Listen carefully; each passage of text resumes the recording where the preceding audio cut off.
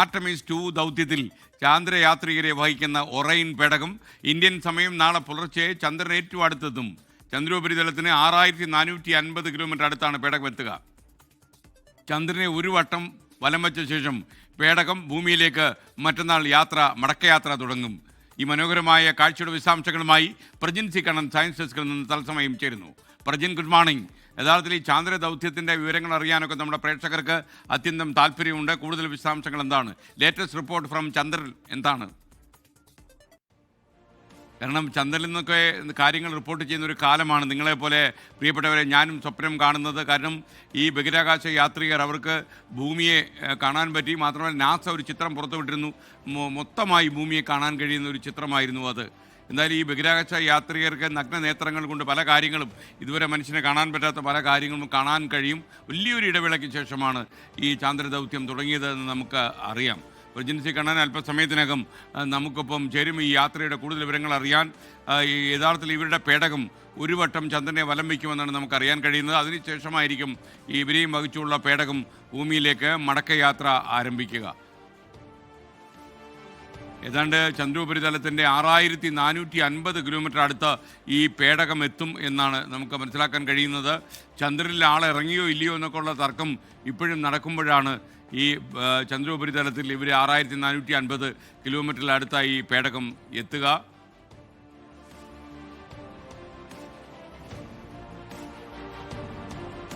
Okay, Artemis 2 ദൗത്യത്തിൽ ചന്ദ്രയാത്രികരെ വഹിക്കുന്ന Orion പേടകം ഇപ്പോഴും സഞ്ചരിച്ചുകൊണ്ടേയിരിക്കുകയാണ്. പ്രജിൻ സി കണ്ണൻ, ലേറ്റസ്റ്റ് അപ്ഡേറ്റ്സ് എന്താണ്? ചന്ദ്രനിൽ നിന്ന് നമുക്ക് റിപ്പോർട്ടറെ തേടാൻ പറ്റത്തില്ല, അതുകൊണ്ട് ഭൂമിയിൽ നിന്ന് എന്താ പറയാൻ കഴിയുക? Good morning. Very good morning. എന്തായാലും ലോകം ഉറ്റുനോക്കുന്ന ആ മണിക്കൂറുകളിലേക്ക് കാര്യങ്ങൾ വരികയാണ്. നാസയുടെ ചാന്ദ്ര ദൗത്യം ആർട്ടമിസ് 2 അതിന്റെ ഏറ്റവും നിർണായകമായ ഘട്ടത്തിലേക്ക് കടക്കാൻ പോവുകയാണ്. നാളെ ഇന്ത്യൻ സമയം നാളെ പുലർച്ചയോടുകൂടി തന്നെയായിരിക്കും ചന്ദ്രനോട് ഏറ്റവും അടുത്തേക്ക് നമ്മുടെ ആർട്ടമിസ് 2 ദൗത്യ സംഘങ്ങൾ എത്തുക.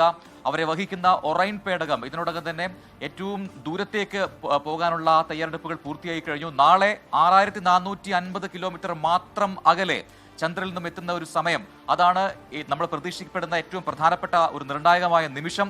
അതിനായുള്ള കാത്തിരിപ്പിലാണ്. അതായത് നഗ്നനേത്രങ്ങൾ കൊണ്ട് അരനൂറ്റാണ്ടിന് ശേഷം, കൃത്യമായി പറഞ്ഞാൽ 54 വർഷങ്ങൾക്ക് ശേഷം മനുഷ്യർ ഏറ്റവും അടുത്ത് നിന്ന് ചന്ദ്രനെ കാണാൻ പോവുകയാണ്.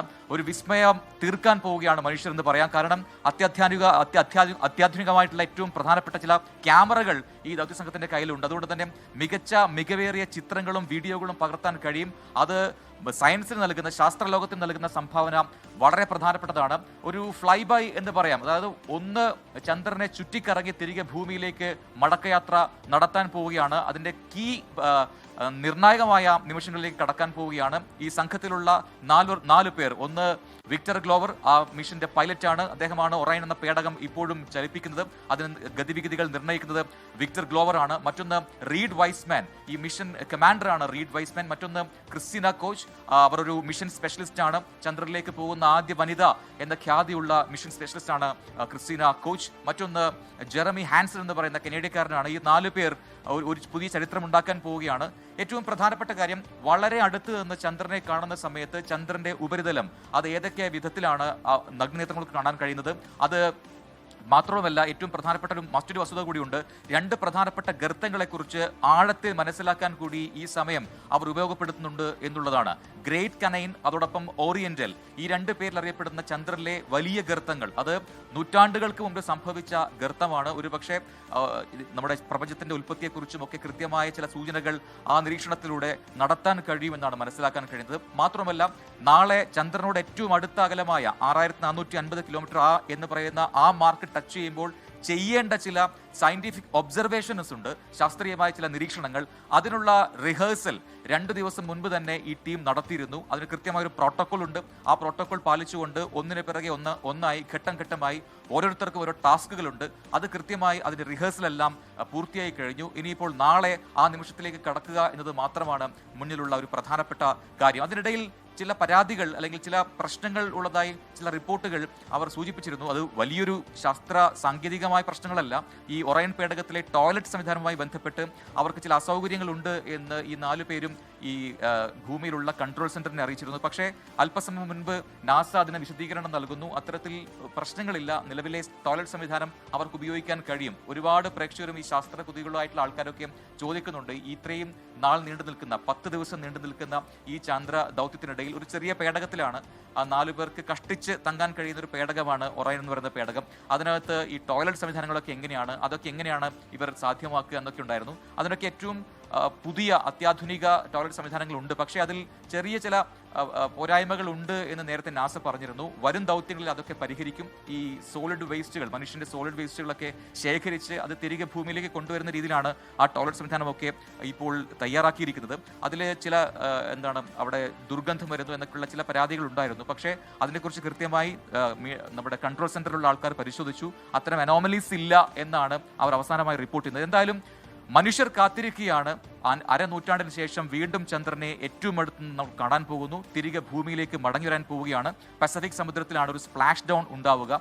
ഈ ഒറൈൻ പേടകത്തിന്റെ കാര്യക്ഷമത അളക്കുക എന്നതാണ് യഥാർത്ഥത്തിൽ ഈ ദൗത്യത്തിന്റെ ഏറ്റവും പ്രധാനപ്പെട്ട ഒരു ഒബ്ജക്റ്റീവ് കൂടി ഉള്ളത്. കാരണം ഇത്രയും നാളത്തെ ഒരു ദൗത്യത്തിന്റെ ഭാഗമായി ഇവർ പോകുമ്പോൾ അതിനകത്ത് ഉണ്ടായിരിക്കേണ്ട ഈ മനുഷ്യജീവൻ നിലനിർത്താൻ ആവശ്യമായ എല്ലാ കാര്യങ്ങളും പരിശോധിക്കുക എന്നുകൂടിയാണ് ലക്ഷ്യം. SKN എന്തായാലും ലോകം കാത്തിരിക്കുന്നു ആ മണിക്കൂറുകൾക്ക് വേണ്ടി. നാളെ പുലർച്ചയോട് കൂടി തന്നെ മനുഷ്യർ വീണ്ടും ചന്ദ്രന് തൊട്ടരികിൽ എത്തുകയും ചെയ്യും.